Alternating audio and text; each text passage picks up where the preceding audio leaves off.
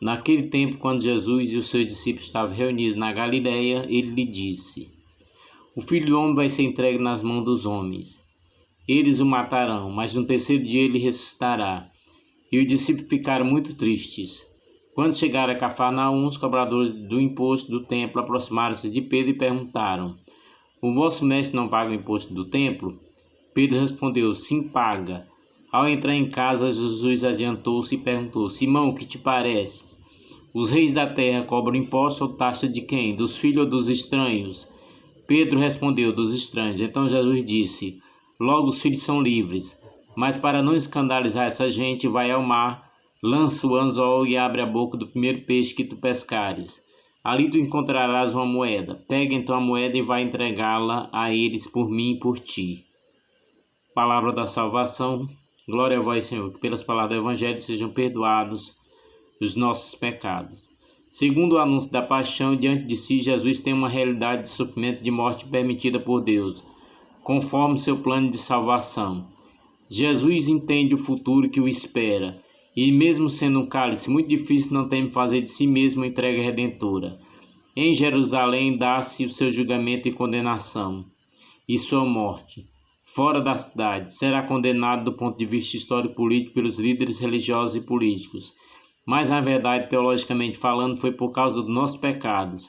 Pois bem, aos poucos, Jesus vai preparando seus discípulos tanto para o enfrentamento de sua morte, como também para o futuro deles como seguidores seus, que certamente irão padecer do mesmo desprezo.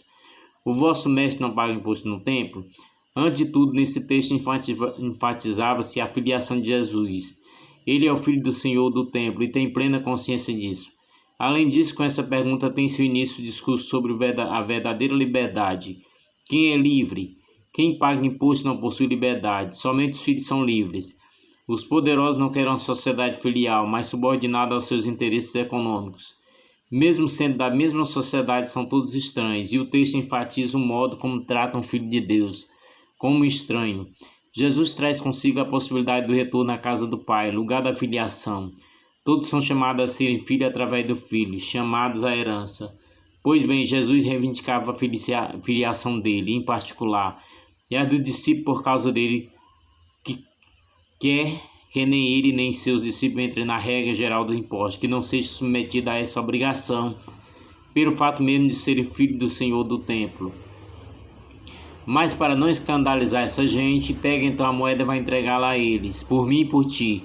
Jesus submete-se à lei do mundo, dá o exemplo e apresenta-se de modo real, histórico, lidando com a realidade concreta, própria desse mundo. Ele de fato se faz carne, assumindo nossa história e submeteu-se às leis humanas. Por outro lado, ensina a verdade sobre ele, que mediante uma citação de embelezamento revela o quanto ele está unido ao Senhor do Universo, ao Pai, que concede a ele e a Pedro a moeda de pagamento. Assim é possível observar que o templo do Senhor não se encontra no cumprimento da vontade de Deus. Somente Jesus, o Filho, pode conduzi-lo ao mais puro significado e objetivo. O templo se encontra corrompido, preso ao dinheiro, explorando até mesmo os filhos do Senhor dele.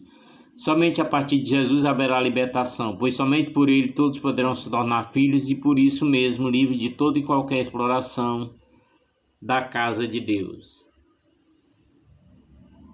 Reflexão feita pelo padre José Rinaldo, teólogo formado em Roma, para a reflexão do Evangelho do dia de hoje. Glória a vós, Senhor.